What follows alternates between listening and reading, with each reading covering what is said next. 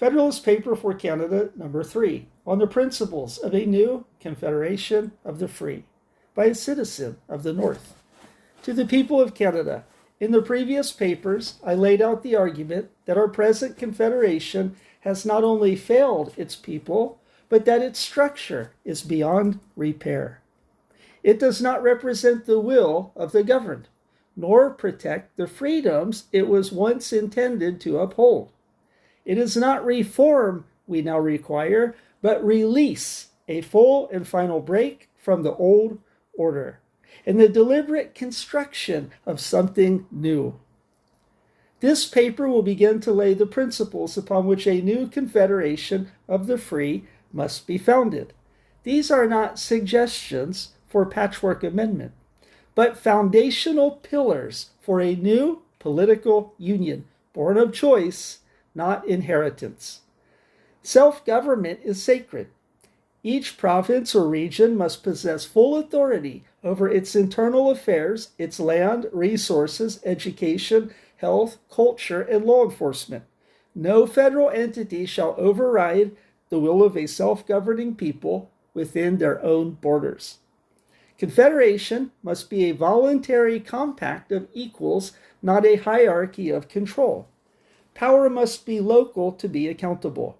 We reject the idea that remote governments, bureaucrats, or courts understand our lives better than we do.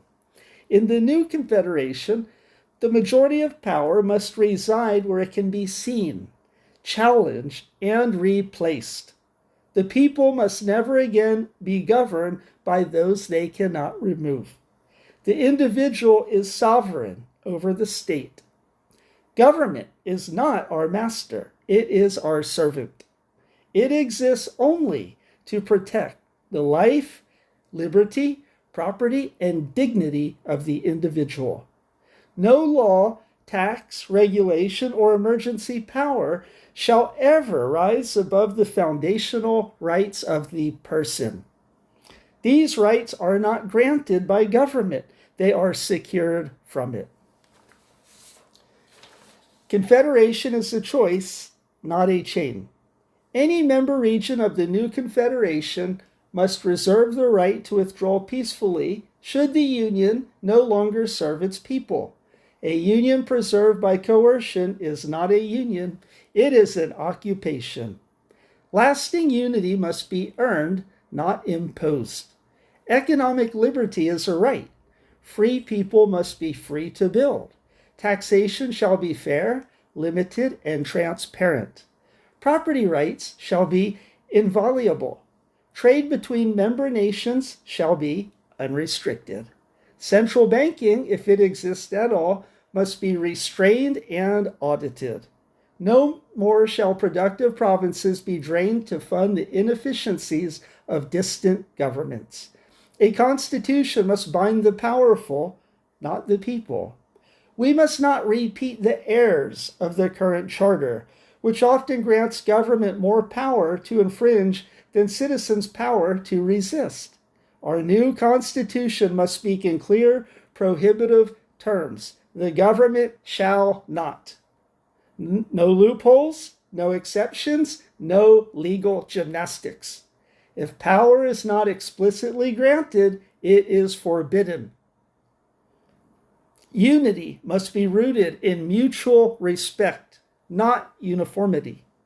We are many peoples with many ways of life, coastal, prairie, mountain, northern, indigenous, rural, urban. In the new Confederation, diversity must mean difference without domination.